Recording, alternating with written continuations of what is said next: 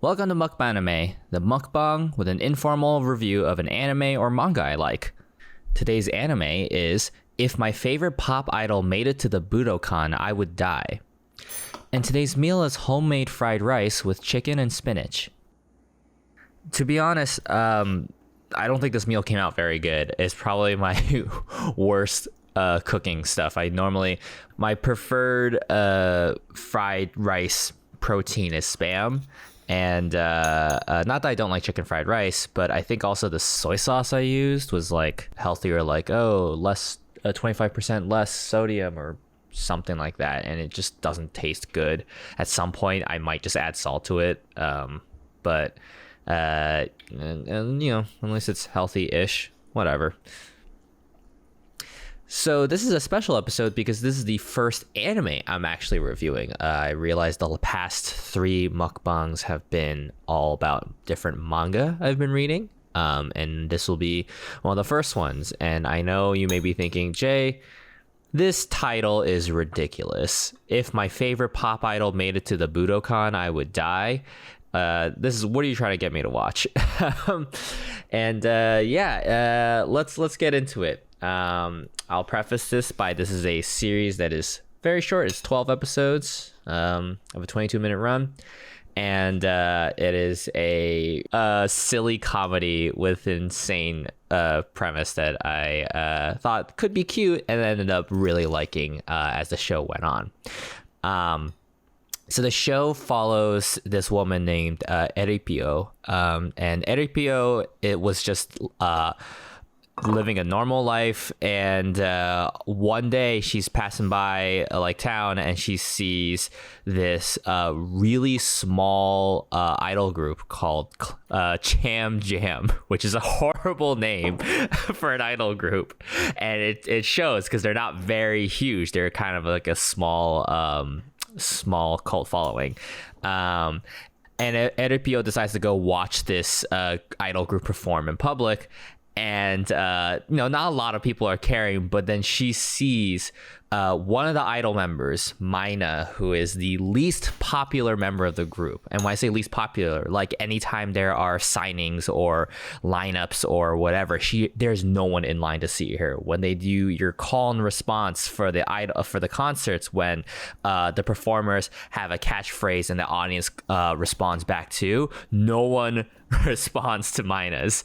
And Enripio sees her and then just becomes obsessed. She's like, oh my God, I have to do everything I can to support this poor idol. Like, she is my favorite person in the world. So she works several part-time jobs so she can get money so she can buy all of her albums and support her, buy all the tickets so that she can meet up with her more and have longer handshakes and whatnot. It is such an insane premise, but I love how much the main character Eripio wants to support her.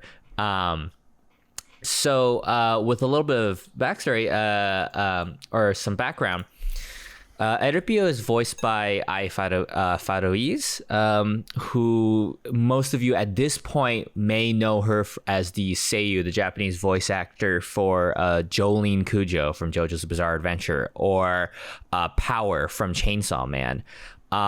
This is one of her, I believe Eripio was her second big role once in voice acting. Her first big role was for another anime called Onegai Muscle, or from How Heavy Are the Dumbbells You Lift, which is also a very fun show. And I remember first watching that anime and being like, who is this Seiyu? Like, who is this actor? Like, she's really funny. Like, she sounds pretty natural, but there's like a weird, like, funny drawl about her. And the more I followed her, I was like, oh, this is really interesting, because she got her start in she got an interest in voice acting when she went to Skype sessions with her friends in high school to read the JoJo manga, and they would just like dub it together. And I'm like, that's so endearing. And ironically, she ends up being, in JoJo as one of the leads, right? So hearing her again in this series, I was like, oh my goodness, this is so much fun hearing her performance. It's very I would say she has, if you're familiar with the Japanese voice actors, Mamoru Miyano energy when she comes to her deliveries about like being obsessed with something or yelling or and whatnot. So she's one of my favorites. If you've read my graphic novel Bounty Light, her voice as Eripio is kind of what I imagined for Kylie. So yeah, while this series follows Eripio and her support, her undying love and support for Maina, we also have some of her friends that she tags along with to these Cham Jam idol events, and we kind of get to see a different range of like fan admiration and like parasocial relationships. There was actually an episode that opened up with like, oh, one of their friends is a newer fan of another idol. He's like, oh my goodness, like, oh, like maybe one day, and one of their friends cuts him out. I was like, are you gonna say that you think you would date her? Because we shouldn't do that. It's not our duty as fans to like want to be like that part of their life. We want to support their endeavors and like what they're about. You have to like walk that fine line, and I think that's really interesting. They have this whole different discussion of like what is being close to their source of admiration, their idols. What is a good distance, and it's kind of important because I feel like nowadays with parasocial relationships, people kind of cling on too close, or they think they know everything, about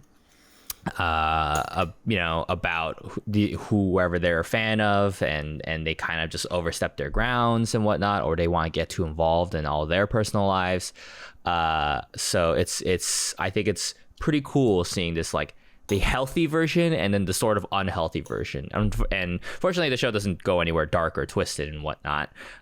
It's just nice that it talks about it. On the other side of the show, we actually at some point follow the idols and the idol group and what their perspective is, what their goals and dreams are, and we get to learn a little bit more about their personalities, and it's actually pretty fun seeing that a lot of them are the opposite of what they seem to be on stage. While Mina is pretty much the same. She's a little shy. She's trying her best. Oh yeah, and at this point, if someone wants to know what the Budokan is, the Budokan is a very big venue that a lot of big time music events are at in Japan. So the title refers to like if Cham Jam, the idol group, can make it to the Budokan, Eripio can happily die, because she just wants the best for Mina. Yeah, I can tell. I'm just watching myself eat this meal now, and it is it's making me very unhappy. I really did not like this meal. This was some of my worst cooking. But I had some food and I thought, why not record a MUKBANIME real quick. And yeah, the show is, like I said, a comedy first and foremost. There is some I will say there is some romantic drama, not quite like I said between the fans and the idols, but perhaps between the idols. So and stuff that they had to keep secret from the others. It's very interesting, and to see the multifaceted perspective of all these different idols and their deal. It's a very short series, one that I binged with a friend overnight. It was a fun watch. We had a good time.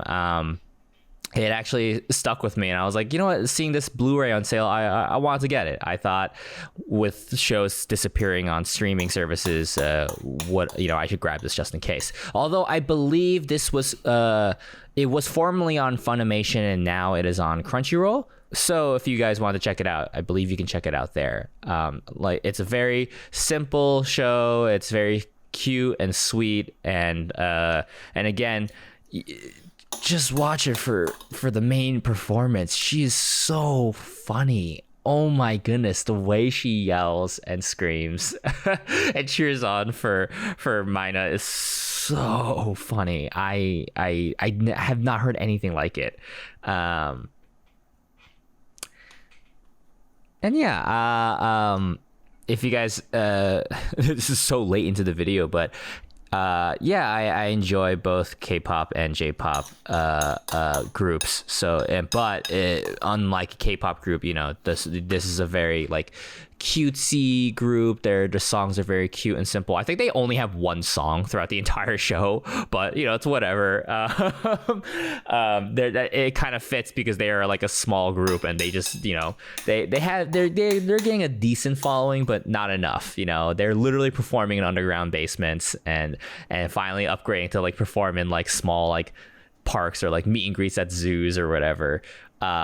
But it's exciting to see them grow along with RPO following them to the ends of the earth and cheering them on.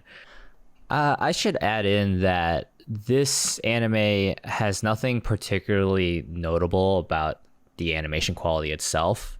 It's just pretty passable. It's standard. There's no crazy sakuga or super fast camera movement animation or fancy movements and whatnot, or motions. But you know, that's not why I'm watching this. You kind of can tell sometimes when you look at the key visual or poster for a series, you're like, okay, I can kind of tell what this is gonna move like. Sometimes you get tricked, but seeing this one, I was like, oh, I that's why I was a little apprehensive about watching it originally, because I was like, I don't really know if this will catch. You know, I'll stick with this. I'll watch the first episode, and because the premise sounds interesting, and from that alone I was in. So and yeah, this is the first anime review. I promise not all of them will be random idol shows, although I can't promise there won't be any more. But yeah, hope you guys enjoyed. Let me know what you guys think if you're gonna check it out, and yeah, that's it. Bye.